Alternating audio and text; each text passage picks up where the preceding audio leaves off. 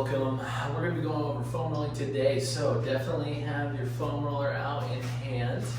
This is definitely a video that you can follow along with, that we can go over together. So use this as a guide as you're going through your foam rolling. You can reference back to it if you have any questions. Definitely would recommend please watch either before or after the trigger point video, how to release muscle knots. You can find that on our YouTube channel as well. There's going to be a lot of content that's going to overlap, so let's just get right down to it. Today we're going to just be going through pretty much starting from the legs all the way up to the upper spine, showing you some different techniques how to foam roll, giving you some tips along the way how to get the best benefit out of foam rolling. So like we talked about in the trigger point video, please do watch that. What we're trying to do is find muscle tightness, allow that to relieve with sustained pressure. So there's a couple different ways to foam roll. One is actively rolling back and forth. That's a good way to warm up the muscle. And another is more finding where there's a muscle knot or tension and holding, allowing that muscle knot to release. So we're going to show you a little bit of everything here today.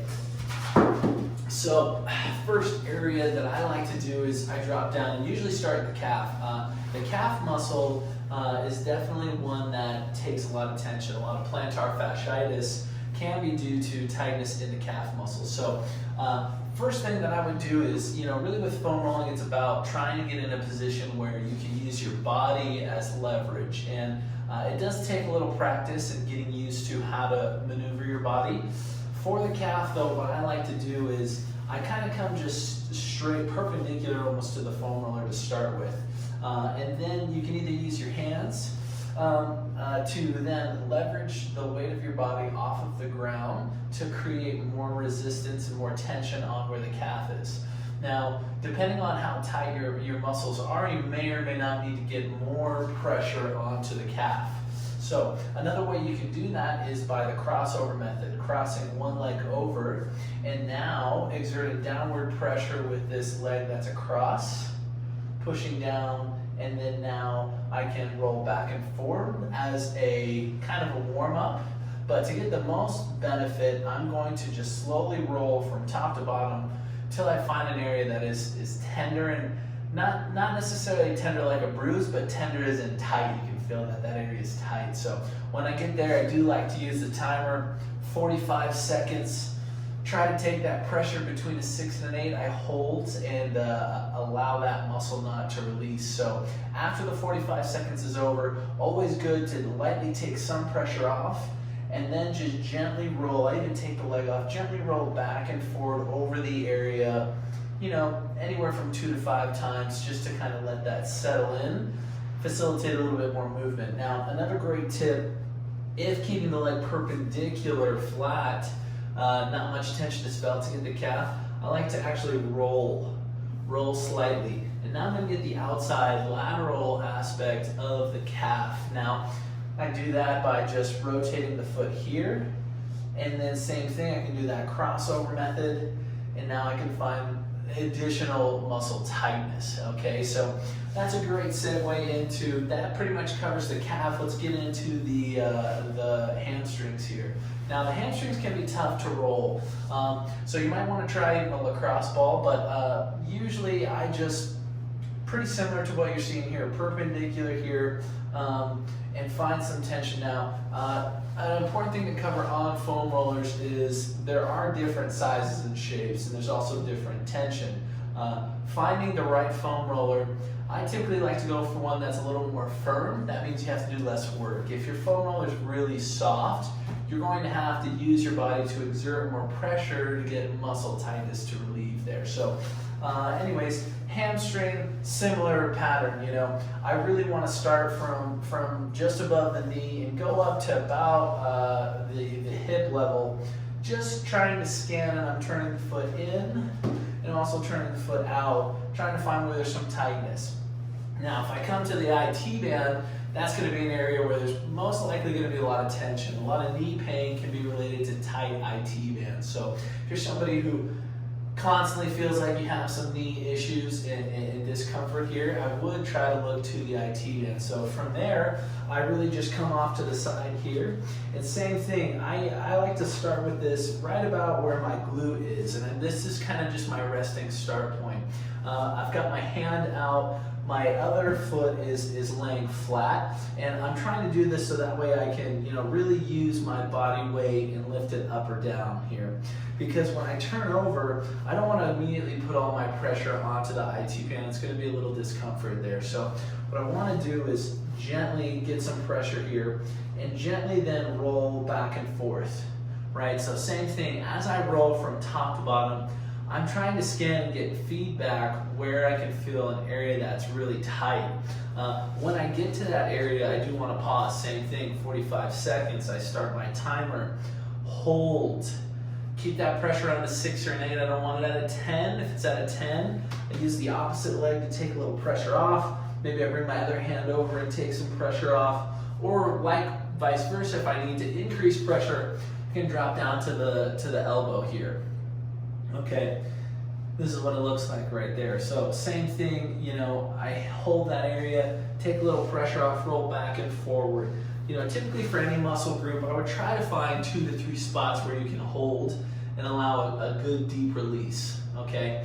And then when we flip over, the next area to get is the quads in front here. So same thing, a lot of runners, people who are active, tension in the knees, a lot of that can be relieved with doing some foam rolling on the quads. So you do have the option here, a shorter or a longer. Potentially with the longer foam roller, you can get both at the same time. And with a smaller foam roller, you'll need to go into what I call the frog stance, where you have one foot that comes off to the side and one foot that's down. So it's going to look something like this. This is the down foot. You can see how I bring the other foot off to the side here. So like I said, it's about using your body in multiple points of contact so that you can get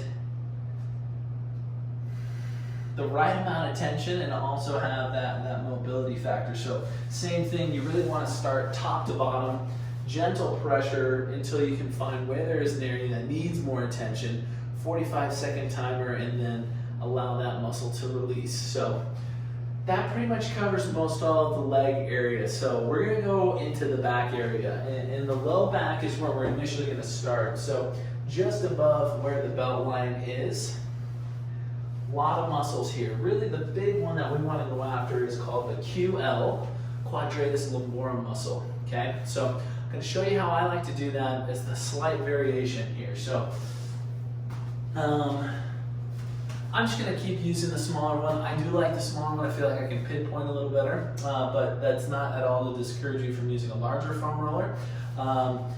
Here's what we're going to do. So I come down here and I put that foam roller right at about the belt line. So it's at the belt line, and then I'm just going to bring my other feet up nice and flat. It's going to allow me to control my body weight here.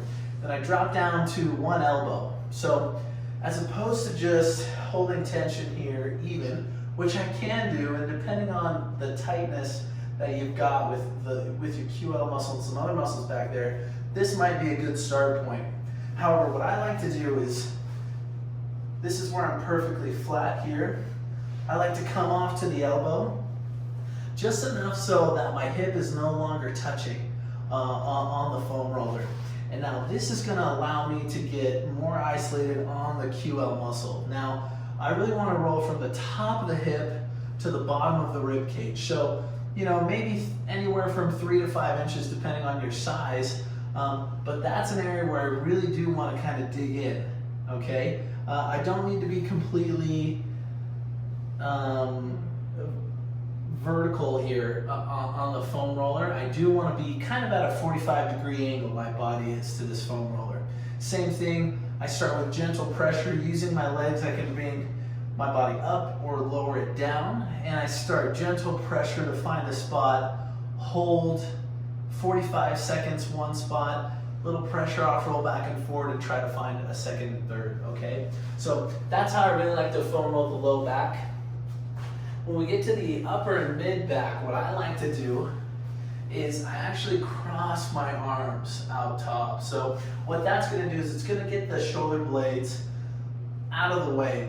It's gonna bring the scapula out to the side, allow me to isolate some of those muscles a little better. So now in that position, similar, what I'm doing is just gently rolling back and forth to just about the top of the shoulders, down to just below the shoulders to the mid-back. And same thing, I'm finding a spot. I can even let my butt rest on the ground, cross the arms and just hold some pressure there, okay? And then I can roll back and forward as a warm-up, but really I wanna find a spot, hold 45 seconds, allow that muscle knot to release, roll back and forward after to let that release. So that's pretty much a whole overview on how to use the foam roller. You know, feel free to look up additional tips online. Hopefully this has served as, you know, a base level guide, and we will get into some more advanced stuff as we go along here, but if there are any questions, feel free to comment or reach out to us. And we'd love to get you either additional videos or more information on how to foam roll correctly. So hope this has been helpful and encourage you to work this into your daily routine. And thanks for tuning in, and we will see you next time.